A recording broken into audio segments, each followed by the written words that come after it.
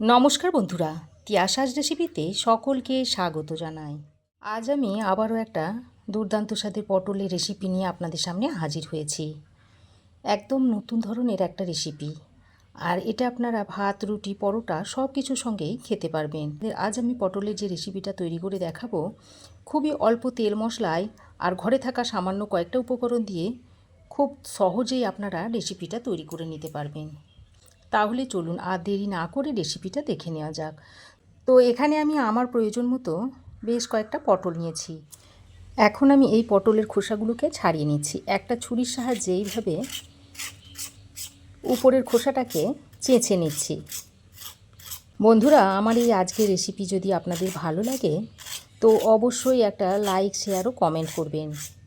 আর চ্যানেলে যদি নতুন এসে থাকেন তো প্লিজ চ্যানেলটাকে সাবস্ক্রাইব করে চ্যানেলটির পাশে থাকবেন। তো দেখুন, পটলের খোসাটাকে আমি ভালোভাবে চেঁচে নিয়েছি। এইভাবে সব পটলের খোসাগুলোকে চেঁচে নিতে হবে। আজকে দেখুন, গরমে খাবার উপযুক্ত একটা দারুণ রেসিপি হতে চলেছে। খেতে অত্যন্ত সুস্বাদু হয় আর খুবই সহজ, সাধারণ একটা রেসিপি, যে কেউ বানিয়ে নিতে পারবে। আর দেখুন, এই পটলের মধ্যে দু একটা পটল এরকম পাকা রয়েছে, সেগুলোকে আমি নিয়ে নিয়েছি। আর এই পাকা পটলটা এই রেসিপির মধ্যে দিলে এই তরকারির স্বাদটা কিন্তু আরও ভালো হবে, মিষ্টি মিষ্টি হবে, খেতে খুবই ভালো লাগবে। তো দেখুন, সব পটলের খোসাগুলোকে আমি চেঁচে নিয়েছি, নিয়ে তারপর একবার ভালো করে ধুয়ে নিয়েছি। এবার এই পটলগুলোকে কেটে নেব। তার জন্য পটলের দু মুখ প্রথমে কেটে ফেলে দিচ্ছি। দেখুন, তারপর এই পটলটাকে মাঝ বরাবর কেটে নিচ্ছি।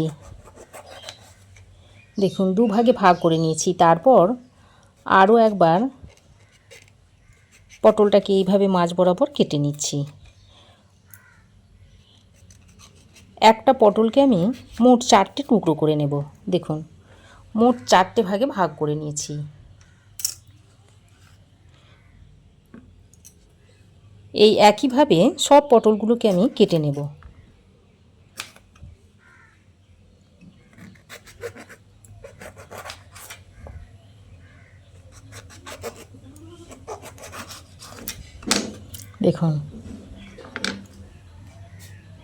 দেখুন বন্ধুরা, সব পটলগুলোকে আমি কেটে নিয়েছি।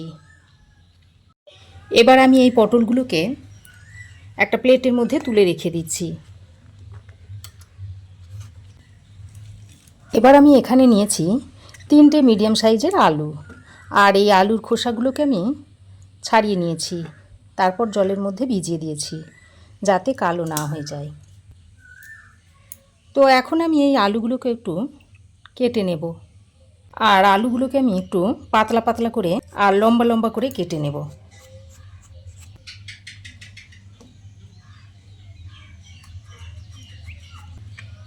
দেখুন, প্রথমে আলুটাকে এরকম 3 টুকরো করে নিয়েছি।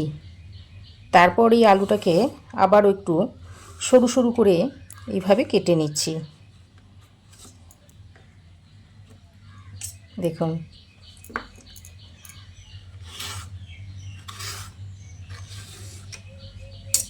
তো দেখুন বন্ধুরা, আলুগুলোকে এরকম আমি সরু সরু আর লম্বা লম্বা করে কেটে নিয়েছি। তারপরে আবারও এই জলের মধ্যে ডুবিয়ে রেখে দিই। দেখুন, 3টে আলু আমি এরকম লম্বা লম্বা আর সরু সরু করে কেটে জলের মধ্যে ডুবিয়ে। এবার আমি গ্যাস অন করে একটা কড়াই গরম করে নিয়েছি। তারপর এর মধ্যে দিয়ে দিচ্ছি পরিমাণ মতো সর্ষের তেল। আর এই যা তেল দিয়েছি আমি এই তেলেই পুরো রান্নাটা হয়ে যাবে। এবার এই তেলটা গরম হয়ে এলে এর মধ্যে দিয়ে দিচ্ছি হাফ চামচ মতো গোটা জিরে। তারপর জিরেটা ফুটে উঠলে এর মধ্যে কেটে রাখা পটলগুলোকে দিয়ে দিচ্ছি। গরম তেলের মধ্যে দিয়ে বেশ ভালো করে খানিকক্ষণ ভেজে নেব। হাই ফ্লেমে পটলটাকে আমি বেশ খানিকক্ষণ নুন হলুদ ছাড়াই ভেজে নিয়েছি। দেখুন, পটলের গায়ে একটা সুন্দর কালার এসে গেছে। এবার আমি এই পর্যায়ে কেটে রাখা আলুগুলোকে দিয়ে দিচ্ছি।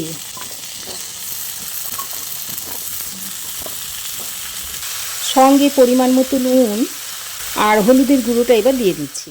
আর এই সময় যদি নুনটা দেওয়া হয় তাহলে আলুগুলো খুব তাড়াতাড়ি নরম হয়ে যাবে আর ভালোভাবে ভাজাও হয়ে যাবে।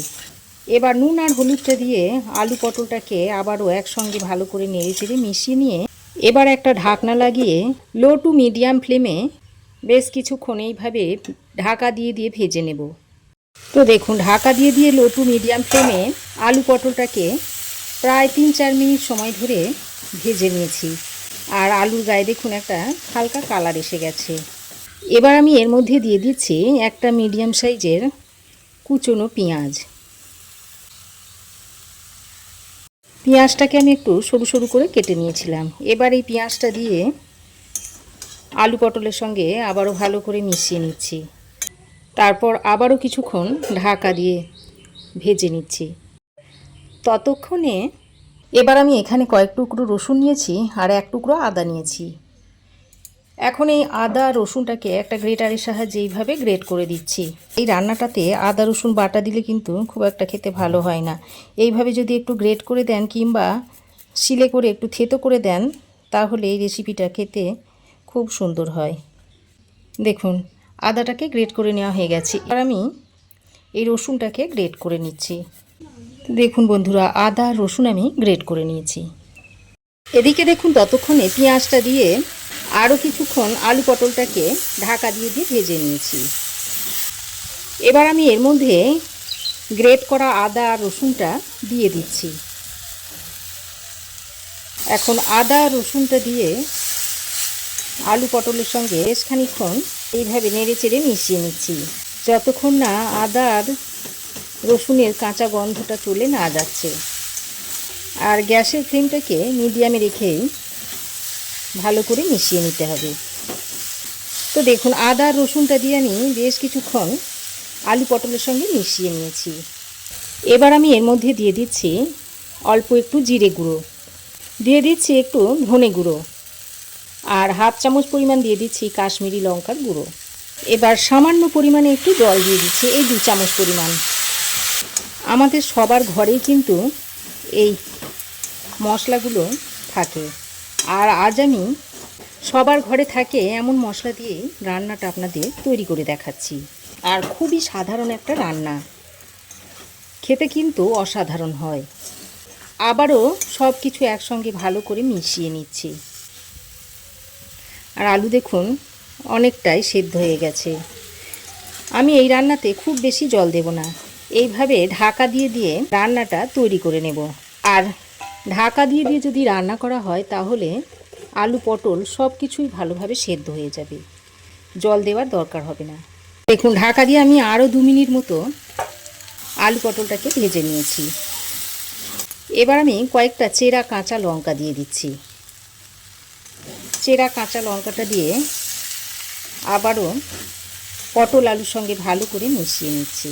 তো এইভাবে যদি ঢাকা দিয়ে দিয়ে আলু আর পটলটাকে রান্না করে নেওয়া হয় তাহলে কিন্তু জল ছাড়াই রান্নাটা খুব সুন্দরভাবে তৈরি হয়ে যাবে। ভালো করে নেড়েচেড়ে মিশিয়ে নিয়ে আবারও ঢাকা দিয়ে 2-3 মিনিট মতো ভেজে নেব। তো দেখুন বন্ধুরা, ঢাকা দিয়ে আমি আরও 2-3 মিনিট মতো পটল আলুটাকে ভেজে নিয়েছি। আর দেখুন, একদম পরিবেশন করার জন্য রেডি হয়ে গেছে। আর দেখুন বন্ধুরা, আপনাদের একটু দেখিয়ে দিচ্ছি, আলু দেখুন একদম পুরোপুরি সেদ্ধ হয়ে গেছে, একটুও কিন্তু সেদ্ধ হতে বাকি নেই। পটলটাও আপনাদের একবার দেখাই, দেখুন দেখুন একদম গলে যাচ্ছে। এখন আমি গ্যাসের ফ্লেম বন্ধ করে রেসিপিটা আপনাদের সার্ভ করে দেখাচ্ছি। তো দেখুন বন্ধুরা, এই পটল আলুর রেসিপিটা এখন আমি একটা প্লেটের মধ্যে সার্ভ করে দিচ্ছি। এটা আপনারা রুটি, পরোটা, ভাত সব কিছুর সঙ্গেই খেতে পারবেন। আর বানানো তো খুবই সহজ, দেখতেই পেলেন। তো কেমন লাগলো আমার আজকের এই আলু পটলের রেসিপি অবশ্যই একটা কমেন্ট করে জানাবেন।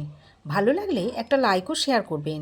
পাশে থাকা বেল আইকনটা অবশ্যই প্রেস করে দেবেন। আর আমার চ্যানেলে যদি নতুন হয়ে থাকেন তো প্লিজ চ্যানেলটাকে সাবস্ক্রাইব করার অনুরোধ রইল। আজ এ পর্যন্তই, আবার দেখা হবে নতুন কোনো রেসিপি নিয়ে নেক্সট এপিসোডে। সে পর্যন্ত ভালো থাকবেন, সুস্থ থাকবেন। ধন্যবাদ।